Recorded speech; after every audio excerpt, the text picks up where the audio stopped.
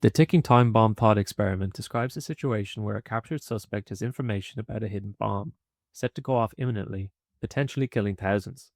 It is a scenario that is often used to justify the use of torture in extreme cases, and there are some that hold the view that laws against torture for these instances should be relaxed.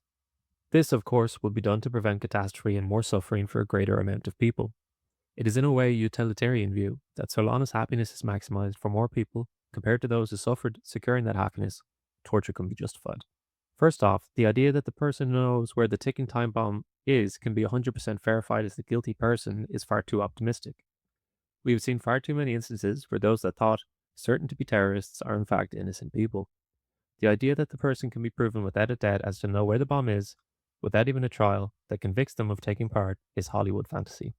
However, let's presume the person is certainly guilty and does indeed know where the bomb is. A torturer needs to be proficient at his trade, especially when so many lives are on the line. Presumably, a torturer needs teaching and experience to be able to extract the information efficiently. The torturer needs the newest equipments and to know the greatest techniques. If the torturer does not have these available to him, you risk the would-be bomber either losing consciousness or being able to bear the pain due to not being administered right.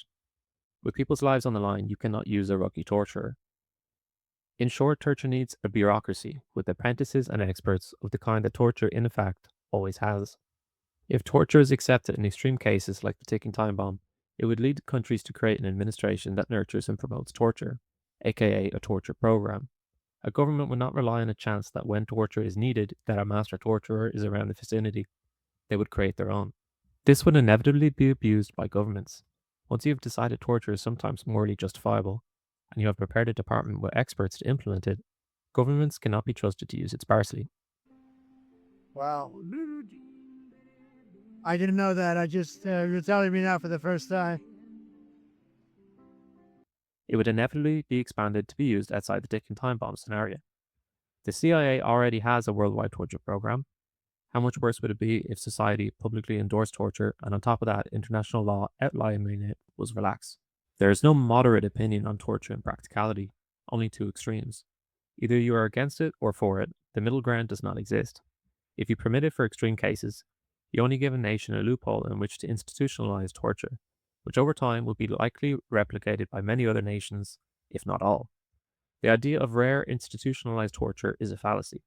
Again, you cannot be a little bit pregnant. You cannot, if you are an alcoholic, have a drink on special occasions. And you cannot, if your politicians are not angels, employ torture only on special occasions. What also needs to be considered is if torture even works when practiced by experienced torturers. In the same report the United States government released on the CIA torture program, they also made note that torture was not efficient in gaining the right intel. They stated, multiple CIA detainees fabricated information, resulting in faulty intelligence. If the person you are torturing is innocent, they will lie to make the pain stop. They will say what you want to hear. In the ticking time bomb scenario, having this result on a would-be bomber may lead to the authorities acting on fake intel given by the presumed planter of the bomb. Surely acting without concrete information on the location of the bomb gives the authorities a better chance than if the person they are torturing simply lies and sends them on a wild goose chase. According to Scientific America, in 2014, there was a study in the journal Applied Cognitive Psychology that surveyed on 152 interrogators and discovered that, quote, rapport and relationship building techniques were employed most often and perceived as the most effective, regardless of context and intended outcome, particularly in comparison to confrontational techniques. This is one of many studies that states torture is not effective. If this is true, implementing torture is immoral and dangerous, as you are causing unnecessary suffering when there are more effective methods that lead to better outcomes. Shue describes the ticking time bomb scenario as misleading in two separate ways. The first is idealization, the addition of positive features to an example to make it better than reality, which lacks these features. Secondly, abstraction, which is an effort to take out all negative aspects of a circumstance to create a situation where it can be viewed as better than the reality of it.